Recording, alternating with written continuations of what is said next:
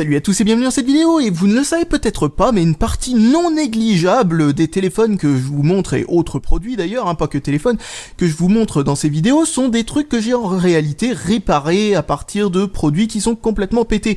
Alors parfois la réparation est plutôt facile à faire, voire complètement inintéressante, mais cette fois-ci je me suis dit, vu que c'est quelque chose que l'on voit que très rarement sur internet, que j'allais faire une vidéo sur cette chose-là. Donc voilà, vous voyez que c'est un Samsung Galaxy S2 avec un écran craqué, et je me suis dit que vu que en dessous l'AMOLED fonctionne, mais alors nickel, il est pas usé, rien du tout, fonctionne très très bien, je me suis dit que ce serait vraiment dommage de lui laisser une vitre complètement foireuse dessus. Donc je me suis dit pourquoi pas en faire une vidéo pour vous montrer comment faire pour décoller la vitre, parce qu'il y a quelque chose de très spécial avec ce téléphone qui est presque unique. C'est que, non, je pense pas que ce soit non plus unique, mais je veux dire, il n'y a pas beaucoup de téléphones qui font ça. C'est que la partie digitizer est par-dessus. Comment dire, je sais pas si elle est par-dessus ou à l'intérieur, mais elle est du côté du AMOLED et non pas du côté de la vitre.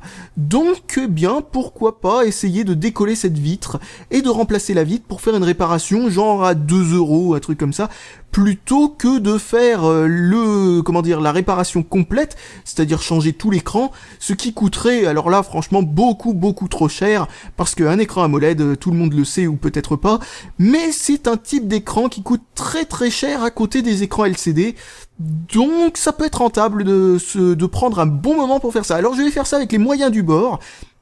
Par les moyens du bord, je veux dire que je vais faire volontairement exprès d'utiliser les outils les plus basiques possibles pour pouvoir le décoller. Alors par contre, un truc à dire, c'est que cette réparation-là, certaines personnes disent que ça marche avec un sèche-cheveux, et très franchement, je suis désolé, mais je pense que non, mais que pas du tout. Alors, donc, je vais utiliser cette chose-là, qui est un système de soudure à air chaud normalement, mais bon, ça souffle juste de l'air chaud, donc vous pouvez utiliser n'importe quel truc qui souffle de l'air vraiment chaud. Par exemple, vous savez, ces espèces de trucs qu'on appelle des décapeurs thermiques, on peut en trouver pour parfois très peu cher. En dehors de ça, la deuxième chose que je vais utiliser, ce sont des cartes comme ça, c'est-à-dire vous savez, les fameuses cartes de fidélité, cartes de crédit, etc., etc. Même les professionnels utilisent très souvent ce genre de choses pour décoller des écrans. Enfin, quand je dis les professionnels, il y a quasiment aucun professionnel qui va vous réparer ce genre de choses tel que je vais le faire maintenant, parce que habituellement on change l'écran entier, parce que c'est une réparation qui ne fonctionne pas à 100%. Vous avez des chances de péter l'écran, alors c'est pour cette raison que je vous conseille de faire une chose, c'est de d'abord décoller la vitre avant d'acheter quoi que ce soit pour pouvoir le réparer. C'est-à-dire qu'en fin de compte, certes, la vitre coûte pas cher, mais je vous conseille d'abord de décoller la vitre, de voir si l'écran fonctionne toujours, et si l'écran fonctionne toujours, investissez dans la vitre, la colle qui est faite exprès, parce qu'il faudra aussi acheter un type de colle fait exprès. Et bon, a priori, c'est tout ce dont on a besoin. Ah oui, puis aussi un produit pour nettoyer la colle. Donc pour nettoyer la colle, je vais essayer divers produits que je trouve chez moi pour vérifier s'il n'y aurait pas un produit moins cher qu'un produit fait exprès pour enlever ce type de colle. Donc on va déjà commencer par décoller ça. Alors première chose à vous dire, vous allez sûrement vous demander un truc, c'est pourquoi je n'enlève pas le LCD du reste de la coque du téléphone. Alors pour information, c'est très simple, c'est parce que j'ai envie de garder le LCD en place au milieu, bien calé, etc. dans son socle, pour faire en sorte que en reposant la vitre soit alignée avec le tout. Si on enlève le LCD et qu'on garde que le LCD et la vitre, comment faire pour faire en sorte que ce soit bien aligné comme il faut ? Ça va être quasiment impossible. Donc, laissons tout en place, nous allons juste décoller la vitre du LCD tout en gardant, le AMOLED, tout en le gardant dans son socle en plastique. Alors, si vous entendez le bruit, désolé, c'est la machine de soudure à air chaud qui fait ce bruit-là, c'est une sorte de petite pompe à air, avec une grosse résistance au bout. Et donc, qu'est-ce que je voulais dire sinon à propos de ça ? Attendez. Ah oui, c'est ça. La température pour réussir à décoller l'AMOLED de sa vitre, c'est à peu près dans les 180 degrés, 160-180 degrés. Donc oui, il va falloir chauffer relativement fort. Oups, il y a des trucs que j'ai posés sur le système de soudure justement qui se cassent la gueule avec les vibrations. Hop, voilà. Donc, hop, c'est parti pour vérifier un petit peu la chaleur. Alors bon, c'est peut-être pas forcément la technique la plus intelligente du monde, surtout si vous en avez un qui a pas de thermostat, mais moi je l'ai mis très bas, donc je sais que c'est pas dangereux. Donc hop, c'est parti pour chauffer tout ça. Je vais monter un petit peu la chaleur parce que ça ne semble pas assez chaud. Voilà, c'est parti. Alors, première chose à faire, il va falloir essayer de décoller le contour. On va commencer par le dessus. Alors, ne chauffez pas trop longtemps et trop fort. Je regarde ce que ça donne au niveau de la chaleur. Pour l'instant, c'est juste des expériences. Hein. Je regarde juste ce que ça donne. Comme je vous l'ai dit, le mien n'est pas réglé, n'a pas de thermostat. Donc, enfin oui, il n'a pas de thermostat. Si, il a sûrement un thermostat, mais il n'a pas en tout cas d'indicateur de température. Donc j'expérimente déjà pour voir si ça chauffe pas trop puissamment la vitre. Alors, hop. Donc pour information, là où je suis en train de chauffer, là c'est pas la vitre, hein. C'est juste enfin si, c'est la vitre, mais je veux dire, c'est pas l'endroit où il y a le fameux truc en question. La vitre n'est pas encore collée au LCD à cet endroit-là. Là c'est juste le scotch qui relie enfin qui est juste collé au contour en plastique. Donc je vais essayer de trouver quelque chose pour faire levier. Donc ça, ce sera surtout pour passer en dessous, comme ça, là, tac, on essaye de passer en dessous. Pour décoller le contour, il faudrait une petite lame de... Putain, il y a vraiment des trucs qui se cassent la gueule à cause des vibrations, ce truc-là. Donc j'aurais pas dû empiler de trucs. Qu'est-ce que je voulais dire ? Oui, passer en dessous là-dessus. Alors bon, l'idée serait, la meilleure idée serait d'utiliser une petite lame de rasoir ou un truc de genre, une bonne grosse, enfin une lame longue, mais sans avoir de manche qui pourrait gêner. Donc, personnellement, je vais utiliser ceci. C'est donc une des lames de l'Exacto, donc qui est donnée avec. Hop. Donc pour réussir à décoller, franchement, le dessus, hein, c'est vraiment pas le plus simple. Hein. C'est clairement pas le plus simple et vous risquez de faire des traces si vous faites ça avec un truc en métal. Personnellement, j'ai souvent l'habitude, mais vraiment très souvent l'habitude, de m'aider de mes ongles. Donc ce que je vais faire, c'est que, bon, vu que la vitre est pétée, on va commencer à décoller à l'endroit où la vitre est pétée, parce que à la limite, il y aura peut-être un bout de verre qui va se barrer plus facilement que les autres, et ça risque de rendre l'opération plus simple. Donc autant commencer par là. Donc hop. Chauffer, en fait, ça permet de rendre la colle plus molle et donc de faire en sorte que ce soit beaucoup plus facile et sans casser tout ce qui se passe en dessous. Alors bien entendu, il faut pas avoir quelque chose qui chauffe genre puissance 1000 watts ou je sais pas quoi là. Je dis des conneries, mais je veux dire, si ça chauffe à plus de 300 degrés, vous risquez de péter des trucs en dessous, mais de manière très prononcée, quoi. Hein. Ça va être de la bonne grosse casse des familles, quoi. Genre, vous avez dessoudé des composants, des trucs de ce genre, enfin c'est n'importe quoi. Donc hop, vous voyez que j'arrive à passer en dessous très facilement. N'enfoncez pas trop loin votre lame, parce que le scotch, il est vraiment très peu profond en réalité. Le scotch est extrêmement peu profond, et en dessous vous avez les boutons capacitifs, donc cassez-les pas. Ça fait partie de la carte mère, il me semble, si je dis pas de bêtises d'ailleurs, en l'occurrence sur celui-là. Hop. Donc vous voyez, oui, à l'endroit où c'est pété, si vous avez la chance entre guillemets, que ce soit pété dans un angle, bon a priori si c'est suffisamment pété pour que vous envisagiez de changer la vitre, ce sera obligatoirement pété jusque dans un coin.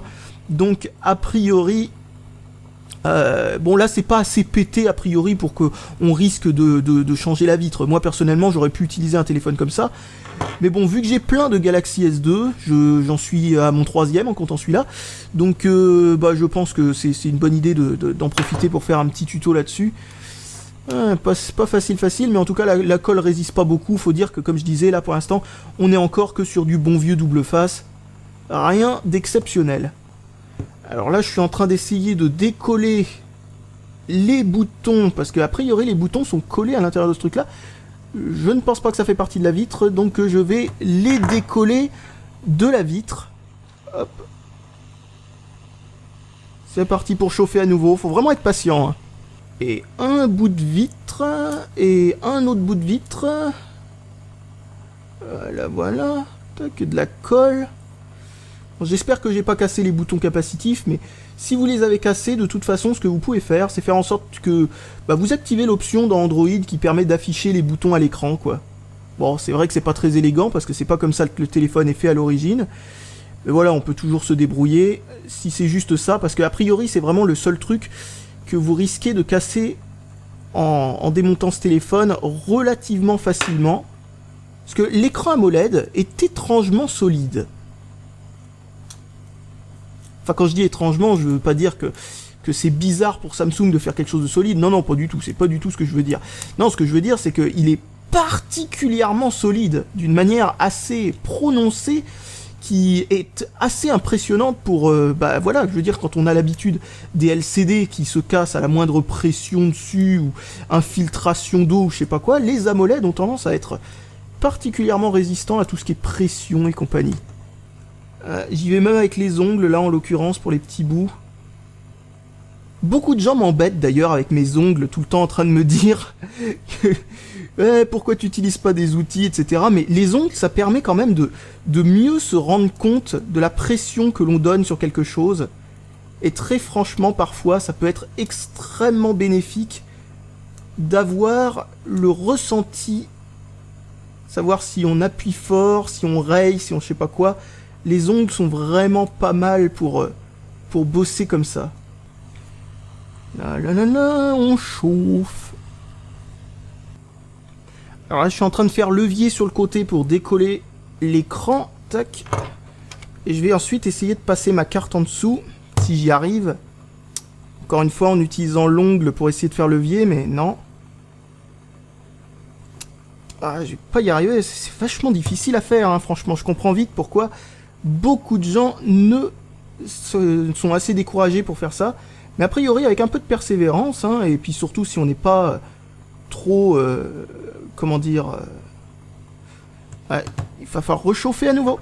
Si on n'est pas trop... comment dire... on va dire... agressif, quoi.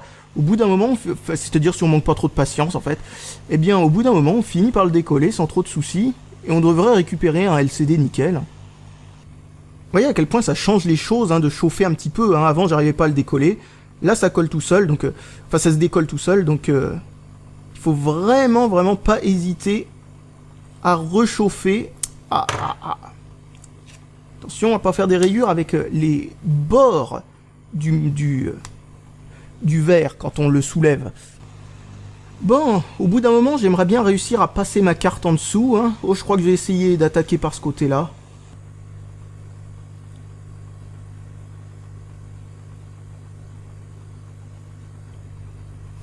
Allez, hop, j'ai fait levier pour faire une petite bubule. Et maintenant, je vais essayer de passer ma carte dedans, mais... oh là là! C'est pas facile. À force d'insister, j'ai réussi à passer ma carte en dessous. Et oula, le verre s'est pété. D'accord, génial. Alors, si vous avez peur qu'il y ait des débris de vitre sur l'écran... vaut mieux essayer de les enlever sans surtout pas y toucher, parce que sinon ça va faire des rayures. Donc étrangement, de ce que je vois, il est beaucoup plus facile d'utiliser ma méthode, qui n'a absolument rien à voir avec la méthode habituelle, qui consiste à pousser par le côté, comme ça, faire levier, et laisser la pression faire décoller le truc. Je chauffe un peu plus, parce que la colle se décolle pas assez facilement. Ne pas toucher, bien entendu, avec la lame, l'écran. Allez, hop, et tac, j'ai un bout de verre. En essayant, bien entendu, de ne pas utiliser un bout saillant. Oh, il y a des bouts de verre qui volent. Tac, voilà. Alors maintenant, j'attaque avec le haut de l'écran pour voir si la partie... s'il est plus pratique, en fait, de commencer par la partie intacte plutôt que de commencer par la partie endommagée, comme je l'ai fait. Donc, hop, voyons voir. A priori, oui, parce que là, je dirais que je peux passer ma carte sans trop de problèmes. Ouais, en effet. Et donc, ouais, bah donc, vaut mieux commencer par une partie plus ou moins intacte, hein. Je crois que c'est... que c'est clair et net. C'est beaucoup plus pratique. Donc maintenant, on chauffe le LCD. Voilà, enfin on chauffe le LCD, je veux dire on chauffe la partie où on a l'écran et on pousse très légèrement, très lentement pour que ça se décolle.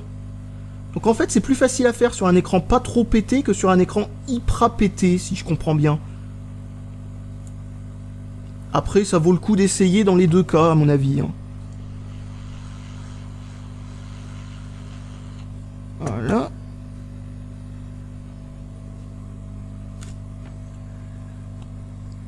On pousse un petit peu, ça fera levier. Je suis en train de pousser de la colle, a priori.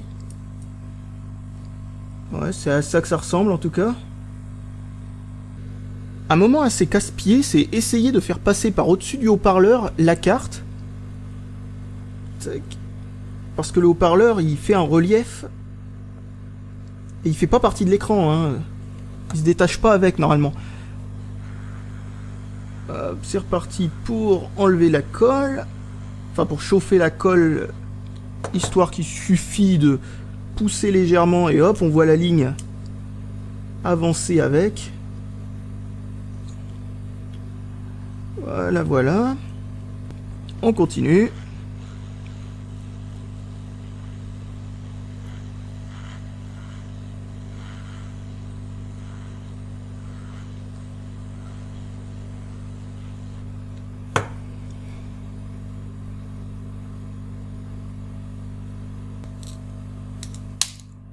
Oh, bah, et v'là qui pète encore. Putain, mais je sais pas si c'est moi qui ai une carte hyper épaisse, ou si c'est que j'ai du verre vraiment fragile, mais en tout cas, ça pète encore. Ça, c'est de la colle. Ouais, c'est de la colle. Bon, le plus difficile nous attend, car il s'agit encore d'enlever les bouts de verre qui sont en plein milieu de l'écran. Et les éclats de verre, les faire s'envoler comme on veut. Je triche un petit peu, ça vous l'avez peut-être pas forcément chez vous, mais vous pouvez souffler dessus, c'est juste que le problème c'est qu'ensuite il faudra s'embêter à enlever les postillons. Bon, ça faut pas s'inquiéter, c'est juste de la colle, on la lavera plus tard. Donc hop, on va s'attaquer maintenant au bout de verre du côté.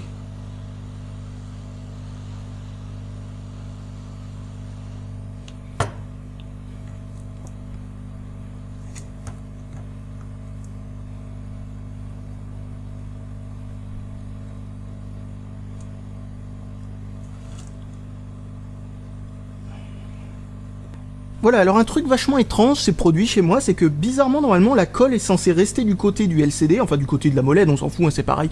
Qu'est-ce que je disais? Oui, alors que, bon, là, moi, elle est partie avec la vitre. Alors c'est assez étrange, parce que, habituellement, vous aurez la chance de faire en sorte que la colle agit un peu comme une sorte de protecteur du LCD pendant que vous êtes en train d'enlever les morceaux de verre. Ben, je n'ai pas eu cette chance là, moi, perso.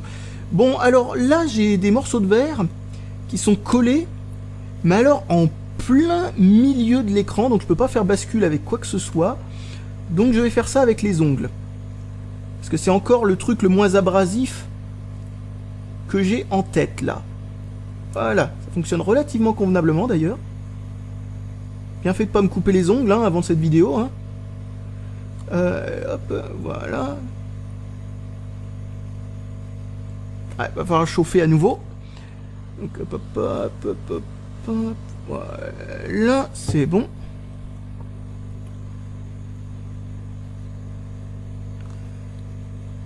Tac, tac, tac, et voilà, pouf.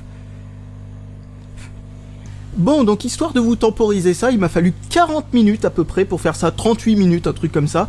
Donc c'est le moment de vérité, on va voir ce que ça donne une fois qu'on met une batterie dedans, c'est une batterie de shot, hein, si vous vous dites « Oh, il y a Electronic Arts, il utilise ça, oh, ça doit être des bonnes batteries », non, oubliez, hein, c'est des batteries de shot achetées sur eBay qui sont littéralement complètement à chier. Bon, alors, premier verdict, la molette fonctionne toujours, ok. Deuxième verdict, a-t-on encore le tactile ? Si on a encore le tactile, a priori, ça vaut le coup d'aller acheter ce qu'il faut. Donc, vous voyez les deux boutons capacitifs, hein, de chaque côté. Donc, pop, pop, pop, pop, pop. On attend, on attend, on attend. Voilà. Donc, maintenant, essayons de le déverrouiller. Eh ben, ça fonctionne. Le tactile, en effet, comme je vous l'ai dit, est de ce côté-là, ce qui est assez étonnant. Donc voilà, vous avez un téléphone maintenant, alors vraiment sans aucune protection, hein, pas de vitre sur l'écran, donc imaginez à quel point ça doit être fragile. Donc ensuite, les boutons capacitifs marchent-ils encore? Donc menu fonctionne. Maintenant, on va essayer retour, donc je viens d'ouvrir un truc au hasard, on clique sur retour, ça fonctionne, il y a les musiques intégrées par défaut, le bouton home fonctionne toujours lui avec. Parfait, bah on peut passer maintenant à la seconde étape, qui consiste à acheter une vitre sur eBay, Acheter aussi, si on veut, le scotch autour. Quand je dis si on veut, c'est grandement conseillé d'acheter du scotch pour le contour, plutôt que de bidouiller par exemple avec du scotch double face que l'on achète de son côté et qu'on découpe en lamelles, comme moi j'ai l'habitude de faire. C'est pas une très bonne idée. Donc vous pouvez acheter une vitre, la colle qu'il faut, et bien entendu de quoi nettoyer la vitre, et aussi ce scotch là que je suis en train d'enlever en haut et en bas, parce que il est pas réutilisable hein, pour information, même si comme moi vous l'avez, qui est encore en bon état, enlevez-le. Ce scotch là ne recollera jamais une vitre une deuxième fois comme il faut. D'ailleurs, maintenant que hop, j'enlève la batterie, on va pas le laisser allumer comme ça, le pauvre. C'est un petit peu comme réveiller quelqu'un lors d'une opération à cœur ouvert. Donc, je vais enlever ce scotch. Alors le scotch, il y en a partout. Il y en a autour, sur les côtés, là, et il y en a en haut et en bas, et en haut et en bas, c'est les deux endroits où il y en a le plus. Il y a bien entendu de la colle sur le LCD tout le long, il va falloir acheter de la colle UV pour ça. Bien entendu, dans la description, il y aura tout ce qu'il faut, enfin le nom que ça porte, il y aura pas le... Enfin bah voilà quoi, il y aura pas le lien directement vers où je l'ai acheté, parce que vu que je compte acheter ça sur eBay, a priori, eh bien, l'annonce aura sûrement disparu d'ici là. Donc, hop, j'enlève le scotch. Hop. Voilà. Alors, vous voyez que vous avez la petite grille du haut-parleur du haut, là, ici, qui est venue avec, chez moi. Hop. Elle se met là, bien entendu, perdez-la pas. C'est un petit bout de métal. À mon avis, vous pouvez aussi l'acheter séparément si besoin. Parce que les pièces détachées, en dehors de l'écran AMOLED et de la carte mère, coûtent absolument rien sur ce téléphone, donc profitez-en. Et puis quand je dis sur ce téléphone, hein, bien entendu, ça inclut pas mal d'autres téléphones aussi. Hein. Et me revoilà environ un mois après avoir commandé tout ce bazar sur eBay. Oui, c'est le temps que ça met habituellement, hein, c'est normal. Quand on achète des trucs en Chine, en tout cas, hein, bien sûr, et avec les frais de port gratuits. Donc, bon bah, il y a plus qu'à... Tiens, c'est marrant, ça a gardé la forme sur le... Ah non, c'est parce que j'ai posé un protège-écran dessus. What the fuck? Bon, bref, passons outre mes détails bizarres de conservation du truc relativement propre pendant tout ce temps-là. Donc on va reprendre où on en était, et où on en était, c'est tout simple. C'était utiliser ce petit produit que je n'avais pas encore pour nettoyer l'écran. Alors j'ai nettoyé ça avec ce que je trouvais, et ça fonctionnait avec ce que je trouvais, donc bon, voilà... Hein. Je ne sais pas si ce produit est vraiment indispensable. Tiens, malgré la petite poche, il y a des poussières qui sont mises dessus, c'est absolument excellent. Donc je vais ressortir ce que l'on appelle chez moi affectueusement la poire à lavement. Je sais pas pourquoi tout le monde appelle ça comme ça dans les commentaires, mais en même temps, bon, si je vois à peu près. C'est une soufflette d'horloger, pour info. Hein. Donc voilà, j'enlève la majorité de la poussière. On va prendre un mouchoir en papier et puis on va utiliser ce produit pour dissoudre la colle, même s'il doit plus en rester des masses, parce que moi j'ai eu la chance que la colle se barre avec la vitre en fait, plutôt que de rester sur l'AMOLED lui-même. Donc pourquoi pas, ça doit pas être le cas pour tout le monde. Tiens, un truc que je viens de remarquer, c'est que cette chose-là est scellée sur le dessus, donc hop, petite pince coupante, pour couper le petit bout de plastique qui empêche... non, j'ai pas coupé assez loin. Le petit bout de plastique qui empêche de pouvoir utiliser la pipette, ou je sais pas comment on peut appeler ça. Donc bref, voilà un mouchoir. Donc comme d'habitude, hein, on met le produit sur le mouchoir, on le met pas sur l'écran lui-même, parce que... Enfin, surtout avec les LCD, avec les AMOLED, je sais pas trop si ça pose de problème.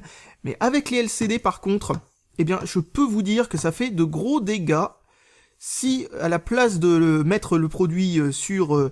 le mouchoir, vous le mettez directement sur l'écran, parce que en fait, ça passe à travers les différentes couches de l'écran, si c'est un écran de type LCD. Donc, hop, et normalement, ça décolle la colle. Alors, bon, moi, il m'en reste que sur les côtés, en fin de compte. Hop, donc voilà, ça arrive à enlever la colle qu'il y a sur les côtés de manière beaucoup plus simple que si j'utilisais pas un produit de ce genre. Je sais pas trop pourquoi, ça doit être fait exprès pour dissoudre ça. Bon, pour faire les bordures, moi je vais utiliser... Oups, une petite goutte qui est tombée au mauvais endroit. Donc moi, pour faire les bordures, je vais utiliser un coton-tige, parce que très franchement, c'est pas facile d'accès, les bordures. Donc hop, coton-tige pour décoller.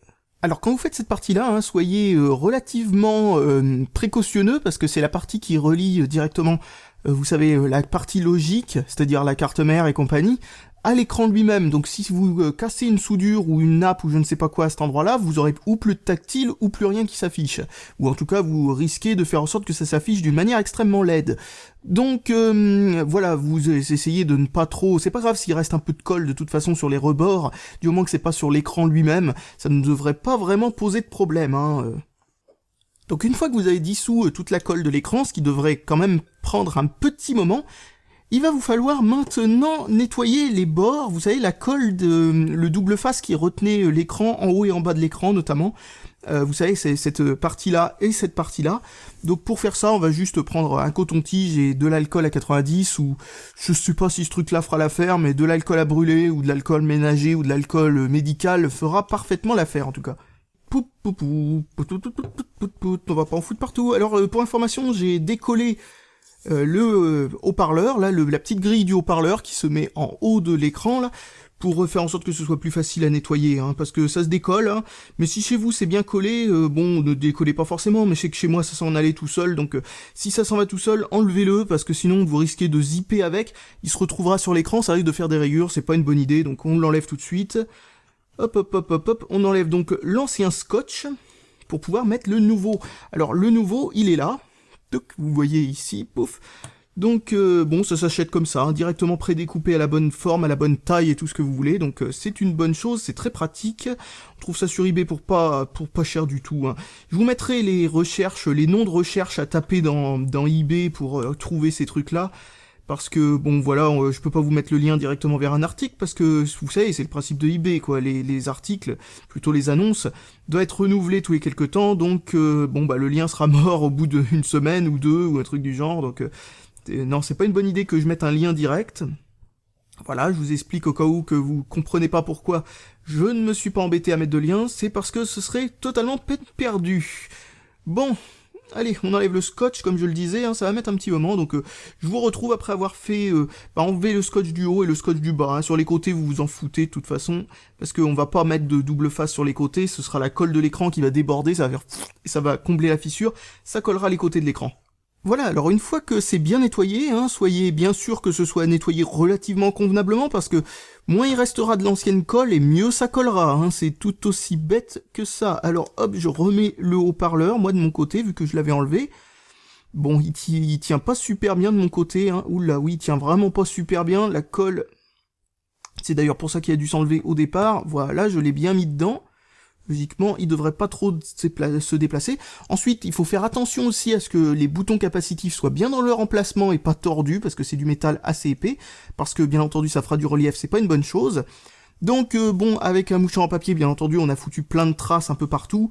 Donc ce que l'on va faire, tout d'abord, c'est que l'on va prendre ce genre de choses, là, un truc pour nettoyer les lunettes en fait, pour enlever les poussières et toutes les traces éventuelles qu'il y a pu y avoir, parce que c'est encore ce genre de matière qui marche le mieux, vraiment le mieux possible, permet vraiment d'avoir une surface parfaitement propre, et s'il reste encore des traces de colle, vous voyez, ça fait des traces comme ça, là, vous les voyez, on dirait des rayures, attendez, c'est pas facile à voir, voilà, c'est juste des traces de colle, encore une fois, donc à force de frotter, on arrive à les enlever à nouveau, parce que on récupère un peu de colle sur les rebords si on n'a pas réussi à tout enlever, donc c'est un peu bête, et c'est un peu...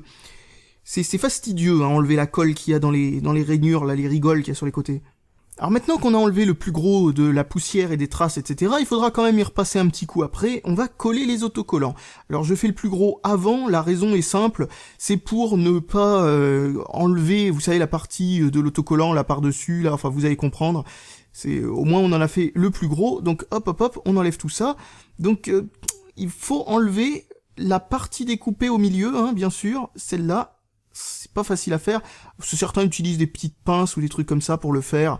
Personnellement, je fais ça à la main, j'ai toujours fait ça à la main, je continuerai à faire ça à la main.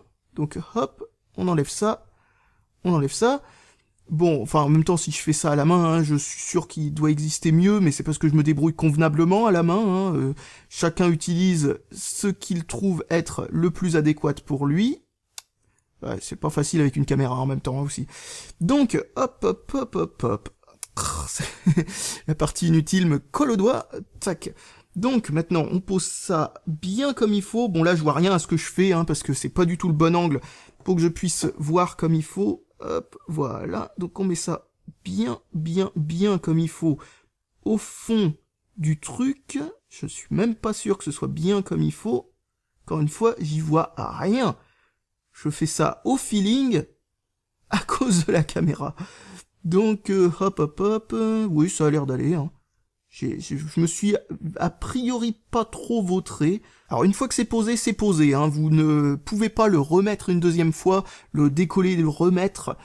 Si vous voyez que ça déborde un petit peu, que ça dégorge ou je ne sais pas quoi sur le côté, et que ça peut gêner à la limite pour mettre la vitre, prenez un cutter et coupez le tout petit peu qui risque, vous savez, qui fait un pli parce que vous l'avez mis un peu trop près du bord, un truc du genre. Bon, c'est pas dramatique si ça le fait juste un tout petit peu, mais si ça le fait un peu trop, eh bien, pensez à l'enlever.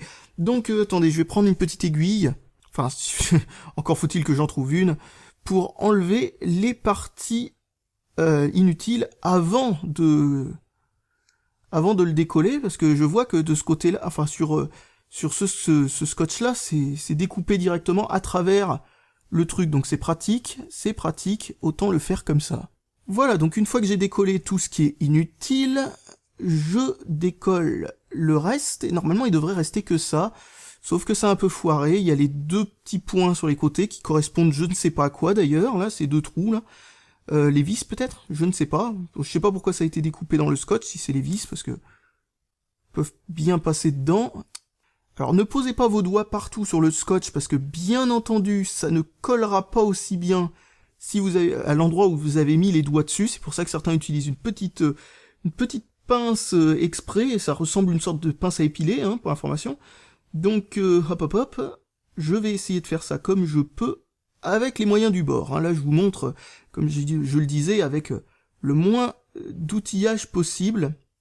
Voilà, c'est reparti maintenant pour essayer de nettoyer ça en laissant le moins de poussière possible, ainsi que le moins de traces possible. Hein, le moindre poussière possible, d'ailleurs, ce serait même mieux d'en mettre 0, hein, pour information. Bon, la colle devrait, a priori, faire en sorte que les poussières ne soient pas visibles, ou le moins possible, en tout cas, s'il y en a une qui est emprisonnée, mais voilà, vaut mieux essayer d'atteindre la perfection pour atteindre le à peu près correct. Parce que si on essaye d'atteindre le à peu près correct, on atteindra le absolument médiocre, hein, pour information. Bon, donc maintenant il vous reste plus qu'à enlever la deuxième partie du scotch. Ça va pas être facile. Alors bon, la poussière, ça va être énervant, parce que ça c'est l'une des plus grandes plaies infligées à l'humanité par l'univers, hein, c'est vraiment une calamité ça. Eh bien, vous allez vous retrouver, bien sûr, sans arrêt avec de la poussière qui va retomber à l'endroit où vous venez juste de l'enlever. C'est très énervant, donc va falloir faire avec, hein. Je pense qu'il n'y a pas d'autre méthode. Essayez de faire ça sous une hotte aspirante, par exemple, je sais pas, il doit y avoir des méthodes pour essayer de limiter la poussière, mais on n'arrivera jamais à l'annihiler totalement, hein, la poussière qui se dépose toute seule. Voilà, donc ces deux parties ont été enlevées, on va renlever la poussière comme on peut. C'est chiant. Alors il est temps maintenant d'y aller avec la colle UV. Alors la colle UV, qu'est-ce que c'est que de la colle UV? C'est tout bêtement de la colle qui réagit aux rayons ultraviolets pour se solidifier. Donc si vous avez rien pour pouvoir faire ça, hein, j'ai pas l'intégralité du tube, hein, j'ai juste le dessus du tube, donc on va se démerder comme on peut, hein, je vais utiliser la technique de celui-là qui a vraiment que ça sous la main. Donc hop, on est parti pour faire une ligne au centre. Bon, c'est pas très régulier à cause de ma technique d'application. Hop. Alors le tube est capable de faire normalement environ 4 poses d'écran, donc vous inquiétez pas, vous allez pas tout utiliser, hein, il vaut mieux pas que vous utilisiez tout d'ailleurs, hein, parce que sinon ça fera peut-être un peu trop, hein, bien sûr. Donc, maintenant on va laisser ça de côté, on va le refermer le tube, même si, attendez, je vais essayer d'éponger un peu. Voilà, j'ai épongé un petit peu de colle pour fermer le truc comme il faut. Voilà, donc, regardons la poussière, donc on pousse dans la direction opposée de la colle, hein, bien sûr, voilà. Maintenant nous avons l'écran, donc hop. Mince, comment il a été fermé ce truc? Zut, ça a mis plein de poussière en plus. Voilà, j'ai trouvé comment il a été mis, donc hop, on enlève ça. Normalement, ça devrait être propre de l'autre côté de la vitre, mais vous pouvez quand même regarder très rapidement si c'est vraiment le cas. Oui, c'est le cas, donc c'est parti pour le mettre. Donc, pour le mettre, on va le mettre comme ça, tout en même temps, hein. Hop, tac, voilà. Et maintenant, il n'y a plus qu'à disperser la colle comme on peut, et ensuite, il faudra chasser les bulles. La colle sent la sève de pain. Miam miam. Bon, je suis pas sûr d'en avoir mis assez, hein, très franchement. Bon, alors révélation, la technique que j'ai vue sur internet n'était pas du tout bonne. Je sais pas qui est l'abruti qui s'est dit que c'était la meilleure technique, mais je pense que faire un trait au milieu est complètement stupide. Le mieux ce serait de faire 2 traits, un de chaque côté comme ça, ou alors à la limite de faire une sorte de cercle. Le cercle, je suis pas sûr, ça risque d'emprisonner une bulle au milieu. Donc 2 traits comme ça, je pense que ça serait le mieux, parce que il me manque un petit peu de colle pour faire le bas et le haut ici. Tac. Voilà. Donc voilà, je vais en remettre encore un peu plus là en bas. Et pour information, ça coule par les côtés, ça se chasse par les côtés, et par le haut et par le bas, donc bon, si vous en avez mis trop, ça devrait pas être un si gros problème que ça en réalité. Donc n'hésitez pas à en mettre une certaine quantité. Je dirais que dans un tube de 5 ml, mettez-en un peu plus du quart, logiquement, ça devrait le faire. Bon, j'arrivais pas à me débarrasser des bulles, alors du coup j'en ai mis 1000 fois trop, c'est normal, je m'y suis pris à 2 fois, c'est pas une bonne chose. Donc vous voyez que, bon, ça déborde de partout, mais c'est pas bien grave, au moins j'ai le résultat qu'il faut sur l'écran. Donc oui, vous voyez que ça déborde de partout, c'est pas comme la superglue, ça devrait pas laisser de traces. Donc ce qu'on va faire, c'est que l'on va l'éponger, tout bêtement. Donc une fois qu'on a obtenu ce que l'on voulait, c'est-à-dire un écran complètement, vous voyez, sans aucune bulle, rien du tout, bah on va éponger tout ça, tout bêtement, hein, hop, tac. Bon, c'est la première fois que je le fais, comme je le disais, donc bon bah voilà, hein, c'est du bêta-test à ce niveau-là, hein. Donc hop, donc là maintenant il va falloir être très délicat avec le téléphone, parce que la moindre pression pas comme il faut sur l'écran risque de décoller légèrement quelque part, ça va donc faire une bulle. Donc maintenant, le mieux, ce serait d'avoir un néon ou je ne sais pas quoi qui fait des ultraviolets. Donc hop, on met de la lumière dessus et tac, d'un coup, ça fige la colle. Alors c'est vachement pratique parce que, eh bien, de cette façon-là, il n'y a pas besoin d'attendre ou je ne sais pas quoi et ça risque pas de se décoller pas comme il faut au mauvais endroit. Donc voilà, j'ai enlevé tout ce qui... Oups, j'en remets. J'enlève tout ce qui va pas sur l'écran lui-même. Parce que bien sûr, si ça se colle sur l'écran, bon après, s'il y en a sur l'écran, c'est pas grave, hein, on utilise ça et puis on nettoie après coup. Mais bon voilà, autant en enlever une partie. Donc vous voyez que là, ça se redécolle, là, ici, en bas. Donc tac. Donc néon ultraviolet. Alors si vous n'avez pas ça, bah utilisez une lampe halogène sans le cache. A priori, ça fera suffisamment d'ultraviolet pour ça. Ou si vous êtes en plein été, mettez ça... en plein soleil, hein, un endroit où ça tape fort, hein, comme on dit. Hein. Donc hop. Sinon, j'ai cette espèce de truc qui est marqué Green Laser Pointer, mais bizarrement, ça fait une lumière bleue à la con. On m'a dit dans les commentaires que c'était un laser ultraviolet, mais c'est pas censé être le cas, ou alors il manque le filtre qui le transforme en autre chose. Donc je vais essayer avec ça, hein, on sait jamais, donc hop. Je vais essayer de figer les coins, parce que c'est ce qu'il faut faire en premier. Si vous faites ce genre de bricolage, vous figez tout d'abord les coins et les côtés, et ensuite bah, vous attendez pour que le reste colle, juste pour stabiliser la chose, hein, en fait. Et me revoilà après un long temps de séchage, parce que, étant donné que je n'ai pas de lampe UV, et je vous conseille franchement d'avoir une lampe UV pour faire ça, parce que bon, ça coûte pas si cher que ça en plus. Et donc oui, je vous conseille d'en avoir une parce que franchement sécher avec comme moi j'ai fait, c'est-à-dire l'halogène pointé sur l'écran en enlevant bien sûr l'espèce de petite protection qu'il y a dessus l'ampoule halogène qui permet logiquement de filtrer les UV justement sur la plupart des lampes halogènes. Eh bien ça a mis vraiment longtemps. Il a fallu 12 heures au moins pour que ce soit à peu près sec. Et dans ces heures-là, il y en avait une partie qui était vous savez en dessous sur le bureau en dessous de la vitre quoi avec la lumière du soleil et à notre époque il n'y a pas beaucoup de soleil donc c'est ou un bidouillage à faire en été avec les rayons du soleil ça a tendance à sécher vite j'ai l'impression beaucoup plus vite qu'avec l'halogène avec l'halogène franchement vous en avez pour un moment hein.